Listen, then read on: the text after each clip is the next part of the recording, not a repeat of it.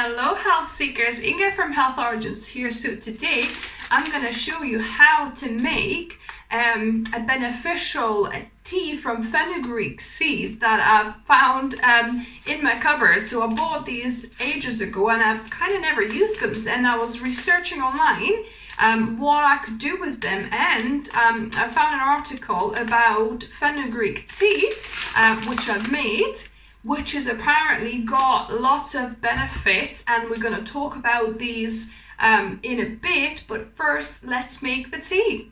So it's very easy to prepare this tea. I've got my grinder with my bar mix, like spice grinder, but also you could use mortar and pestle if you don't have a grinder.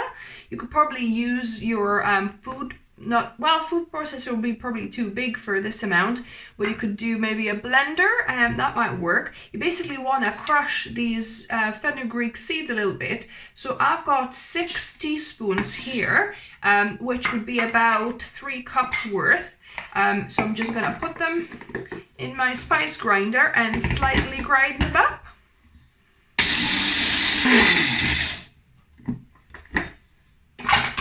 So what that does, it slightly grinds them up. I can see some whole seeds still. I'll see if I could, and it smells quite interesting and kind of almost like a propolis type from honey, almost that kind of smell.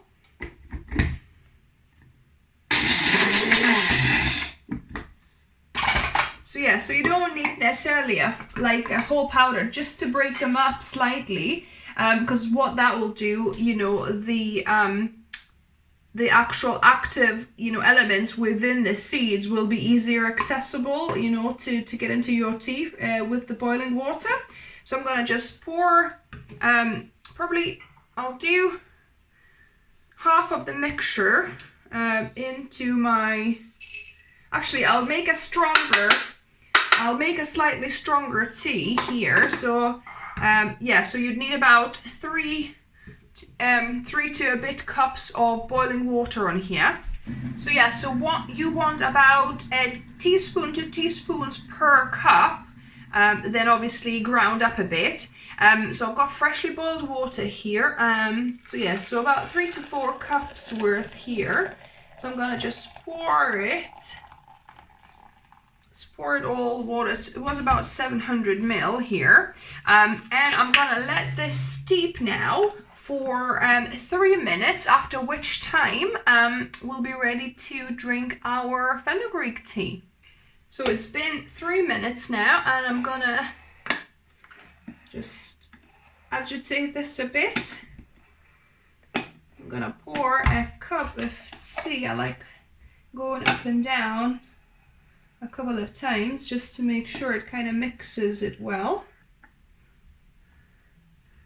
And I'm just gonna pour the golden tea in now. And we're gonna taste test it. Now on to the tea tasting. Interestingly, my jumper today matches the color of the tea. So this is me trying this for the first time. So I've made it. Let's see what it tastes like.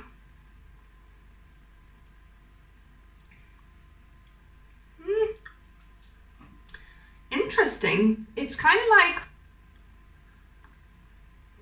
I didn't put any sweetener, so maybe you want to put a little bit of sweetener. I might put a little bit of maple syrup in there, because it tastes slightly tiny bit of beanie, which is interesting, isn't it? But it's not a very, pronounced or offensive taste. Slightly kind of beanie-ish or lentil-ish, something like that. Let me put a teaspoon of maple syrup and see what it tastes like with that. So I've got my maple syrup. I'm gonna put it in, mix it up, and we'll see what kind of flavor I get now with that. It should be more, kind of nice sweet tea. Wow, that is nice now, actually.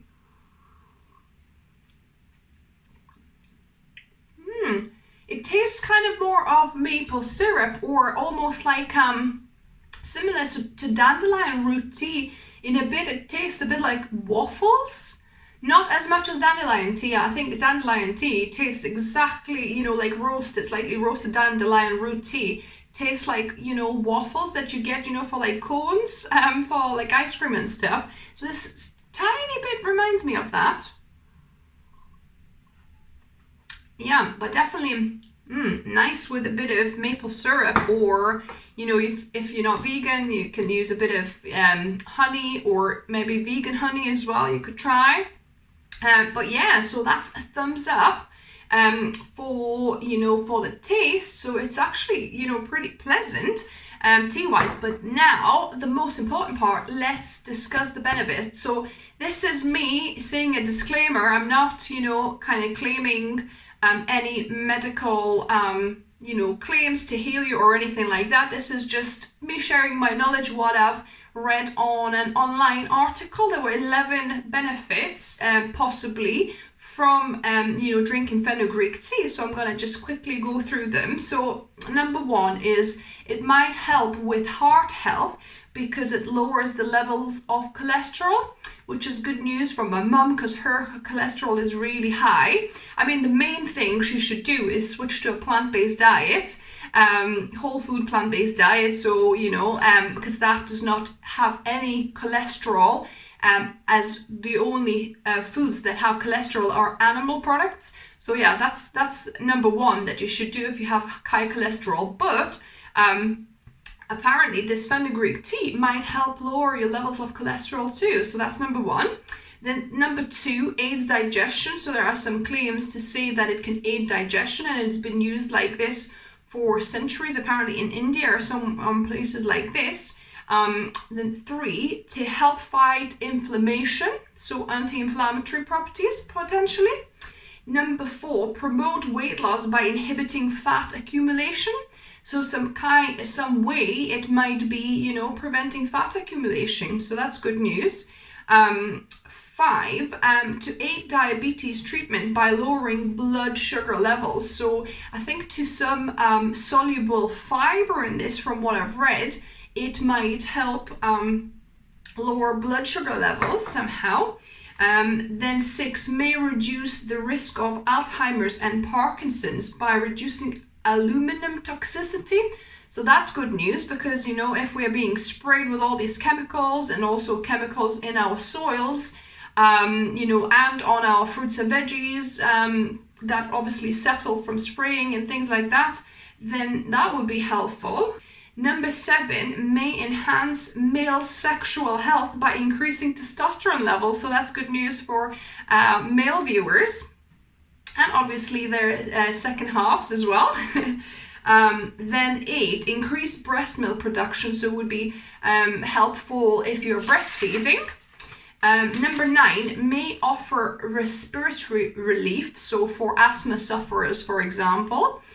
Or, you know, obviously in this COVID situation, if you're kind of short of breath, drinking this fenugreek tea might aid it somewhat. Number 10, may fight premature aging, but that's mainly to their antioxidant levels, like a lot of fruits and veg and other things have. And then number 11, which was an interesting use, because for that one, you still need to make a tea, but instead of drinking this, you use it as a hair rinse, because apparently that can help treat dandruff. So yeah, so I hope you enjoyed this little video, impromptu discovery video. I love sharing stuff that I learn, you know, for myself, from my little, you know, kind of research and experiments. So give me a thumbs up if you like the video. If you try this tea, let me know in the comments what you thought of it. Have you felt any benefits? What did you think of the taste? What sweetener did you use, or if you used any? If you're new here, welcome, and subscribe for more videos. I try and, you know, upload 1 or 2 videos every week. And as always, remember, food is fuel, so be mindful of what you put in the body. Until next time.